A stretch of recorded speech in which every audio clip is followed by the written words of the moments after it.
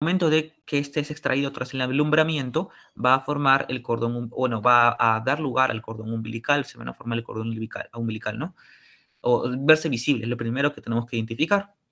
Mientras que en la cara materna, ¿no? Porque parece un plato la placenta, la cara materna va a tener lugar la decidua, ¿no? Su decidua basal, diferenciándola de las otras deciduas, que es la decidua parietal, que es la que se va a unir justamente con la cavidad amniótica para formar, como había comentado, la cavidad amniocoriónica, ¿no? Y por el otro lado también tenemos al corion, pues al corion capsular, ¿no? Este corion capsular es el que va a estar entre, ¿no? Entre el feto y la cavidad amniótica, ¿sí? Ahora, el corion frondoso va a formar una serie, digo, la decisión basal, ¿no? Al momento de extraerlo tras el alumbramiento va a dar lugar a una serie de estructuras llamadas cotiledones. Se tiene que observar la cantidad de cotiledones, también la forma de los cotiledones, si es que existen algunos cotiledones extra, fuera de la propia placenta, etcétera, ¿no? Los cotiledones más o menos están en un aproximado de 15 a 20, ¿no? Es lo que tienen que ver. Ahora, las funciones de la placenta es lo que más preguntan, ¿no? Dentro de esas funciones están las derivadas de su estructura membranosa. Justamente la barrera vasculocincial, que es la principal función que va a cumplir, es justamente la de separar como barrera la sangre, tanto fetal como materna, que no estén en contacto y por tanto no va a haber algún tipo de alteración derivada de un tipo de incongruencia entre los tipos sanguíneos. También la transferencia, que justamente es la que va a explicar el resto de funciones, deriva, ¿no? de su capacidad de difusión o de transporte activo o de pinocitosis. Pero recuerda que como membrana y como barrera no va a permitir el pase de todas las sustancias que llegan de la madre, sino algunas sustancias menores, como la glucosa, como los aminoácidos, ¿no? Y tampoco obviamente va a dejar el pase de ciertos organismos, digamos, grandes, ¿no? Ciertamente también como el TORCH, ¿no? Ciertas causas que lo ven en su diapositiva, sí pueden ingresar, ¿no? Y pueden invadir la placenta y pueden llegar al feto. Ahora, la secreción de ciertas sustancias o hormonas, como lo son la gonadotropina coriónica humana, que lo recordarán, va a reducirse más o menos en la 12ª semana, y de gestación, y también el lactógeno placentario humano, que está relacionado con el incremento de la producción de glucosa y también como lactógeno, también la formación o incremento de la formación de las mamas o de las glándulas mamarias, ¿no? Va a iniciarse más o menos en la tercera semana de gestación. Otras hormonas u otros, digámoslo así, moléculas que se forman también se observan como la progesterona, la somatostatina, y también hormonas que posteriormente ya se ven en la hipófisis, como son los corticoides, tanto mineralocorticoides como glucocorticoides, y otras, todas las que se puedan imaginar. Derivado de la permeabilidad de la misma, por ejemplo, justamente tanto el pase de gases como son la hematosis, que ya después lo va a hacer el pulmón, y la nutrición, como hemos hablado de la glucosa, derivada justamente de su función de transferencia, ¿no? Y la inmunidad, ¿no? Tanto para el innato adaptativo, justamente la placenta es la que está involucrada en permitir la regulación o modulación inmune, ¿no? Y evitar que justamente la madre ataque o la inmunidad de la madre ataque al feto, ¿no? Ya, sí. Bueno, eso no voy a comentar. Ahora, por último tenemos la patología placentaria. Dentro de la patología placentaria tenemos un montón de alteraciones, tanto de la localización de la misma como de qué tanto esté implantado o qué tanto invada el propio útero, ¿no? de la madre. La placenta va a tener una ubicación, una situación superior usualmente, ¿no? y posterior, ¿no? A veces esta placenta no está bien implantada, ¿no? que es la llamada desprendimiento de placenta, que justamente va a derivar en una hemorragia, ¿no? que justamente puede fácilmente ir a confundir, ¿no? con un tipo de menstruación.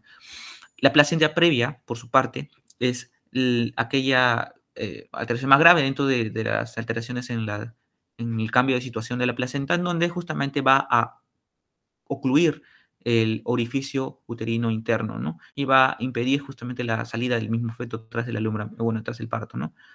Después también está dentro de sus alteraciones de implantación, ¿no? Digamos, sí, de implantación, el acretismo placentario, ¿no? El acretismo placentario es qué tanto está la placenta implantada dentro del útero, ¿no? Usualmente la placenta en su cara fetal solo está en contacto con la decidua, ¿no? Por otra parte, ya cuando estamos hablando del acretismo, tenemos tres tipos diferenciales, ¿no? Que son el acreta, el increta y el hipercreta. El acreta es cuando ya el, la placenta, ¿no?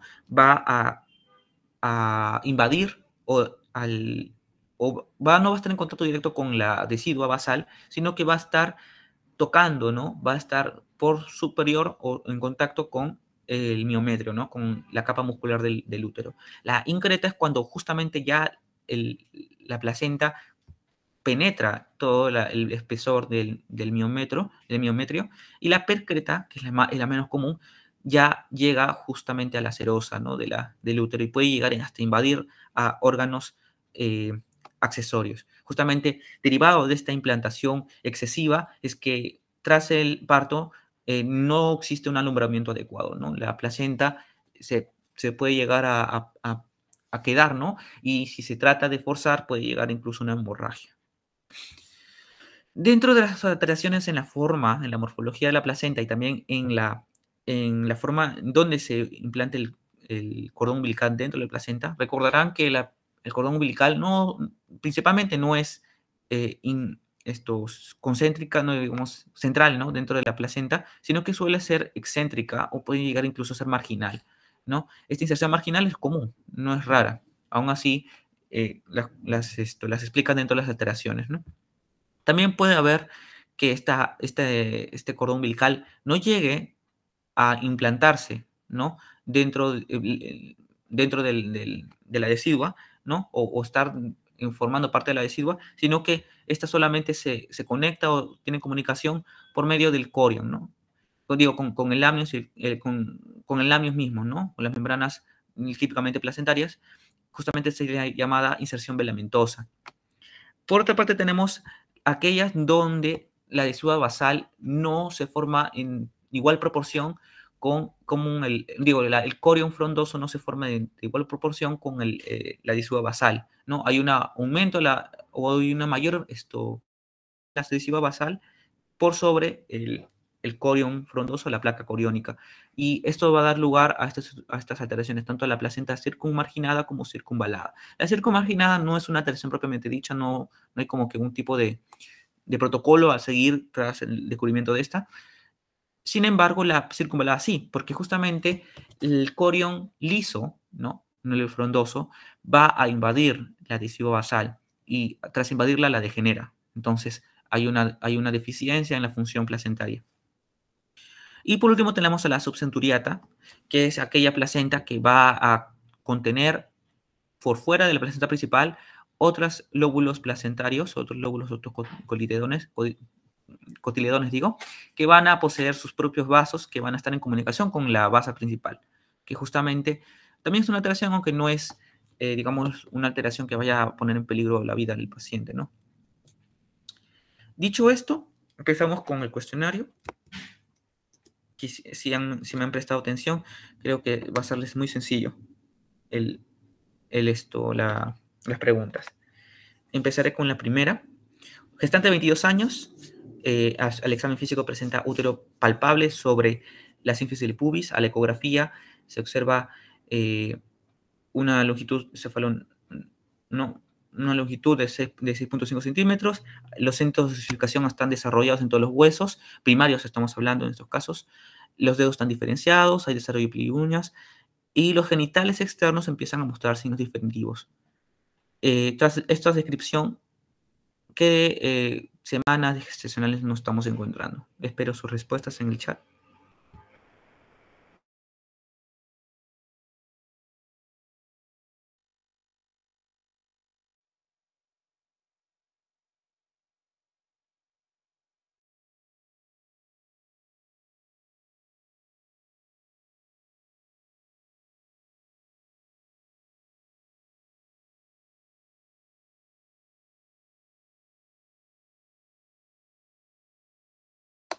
Ok. La C. A ver, todos marcan la C. ¿Alguien nos dice otra clave? Ya, al parecer no. Está bien, es la C, ¿sí? Es la 12ª semana. ¿No? Como ya he comentado, el principal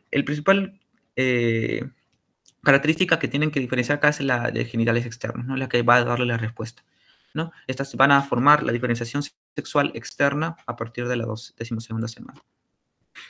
Segunda pregunta. Lo siguiente se asocia con polidramnios, excepto A, anencefalia, B, diabetes, C, eritroblastosis fetal, D, atresia esofágica y E, agenesia renal. Doy un minutito.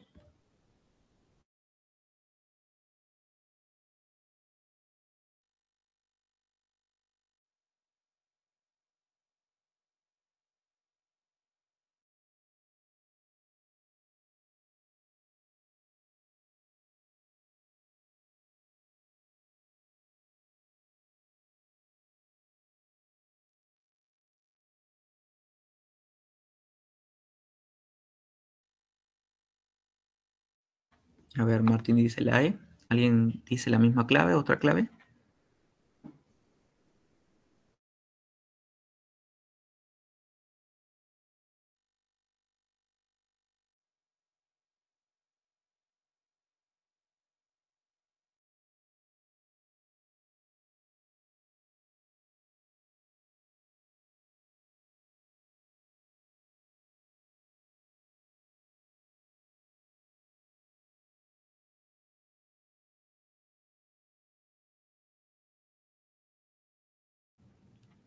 Ok, dicen la E.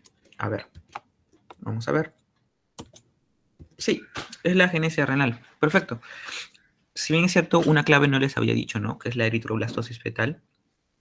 Esa alteración no se presenta en menor medida respecto a las otras y a su vez esta constituye unas alteraciones que pueden confundirse justamente con la anemia. La anemia fetal también es una causa de este tipo de alteraciones de polidramnios, pero la eritroblastosis se refiere a que justamente hay una incompatibilidad en la sangre materno-fetal, ¿no?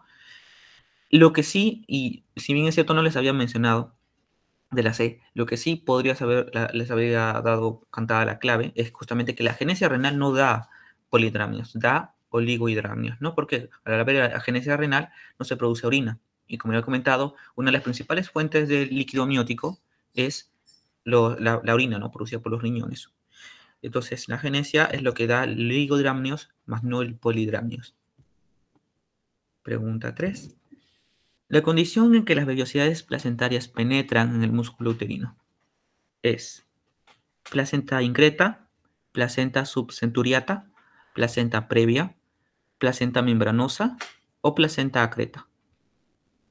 Le doy un minutito.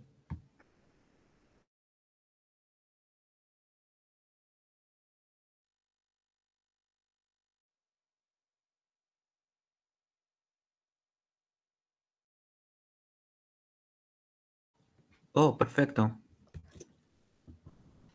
Si me han prestado atención o habrán estudiado muy bien, ¿no? Porque sí, la placenta increta. Había comentado que a diferencia de la increta y la creta es la más leve, ¿no? Donde solo existe el contacto con el músculo, con el miometrio. Mientras que la increta es una penetración completa de la pared uterina, ¿no?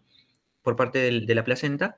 Y la percreta es cuando ya llega inclusive a invadir la serosa de el propio, digamos, las propias capas externas del útero, ¿no? E inclusive invadir, ¿no? Órganos adyacentes. Por último, tenemos la 4. En su primer embarazo, una mujer joven diabética e insulino dependiente está preocupada por si la inyección de insulina diaria puede causar malformaciones congénitas en el bebé. ¿Qué debería decirle? A. La insulina es teratogénica. Debe dejar el tratamiento. B. La placenta no atraviesa la membrana placentaria. Digo, la placenta no, diría la insulina, perdón. C. La insulina atraviesa la membrana, pero se degrada rápidamente. D. La insulina beneficiará a su bebé aumentando el metabolismo de la glucosa. La insulina atraviesa la membrana placentaria, pero no es teratogénica. Les doy un minutito.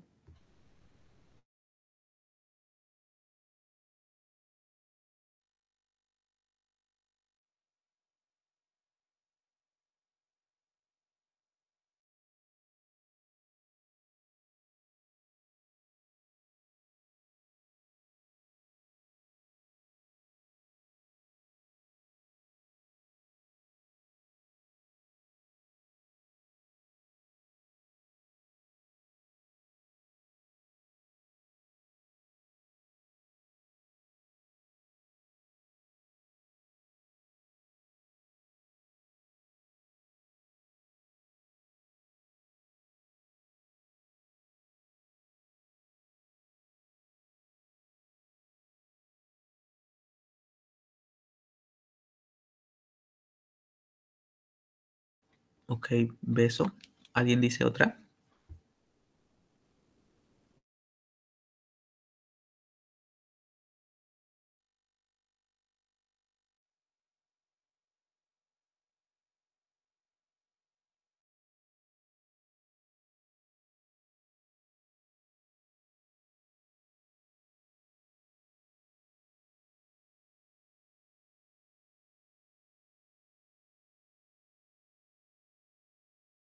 Ok, seguramente les habrá parecido más difícil esta pregunta, pero sí, no nos ha comentado, pero en parte de las funciones de la placenta sí los he dicho más o menos. Como barrera placentaria que es, no permite el pase de sustancias de gran tamaño o peso molecular, ¿no?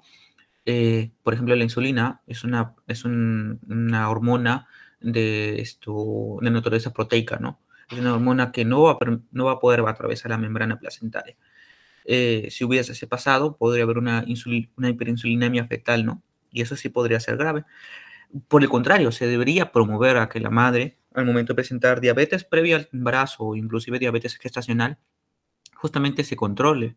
Porque, como había comentado, la diabetes gestacional al, más bien justamente va a producir alteraciones fetales como son el polihidramnios o la macrosomía, ¿no? Entonces, lo que se debería recomendar es que la placenta, bueno, la insulina no atraviesa la membrana placentaria, ¿no?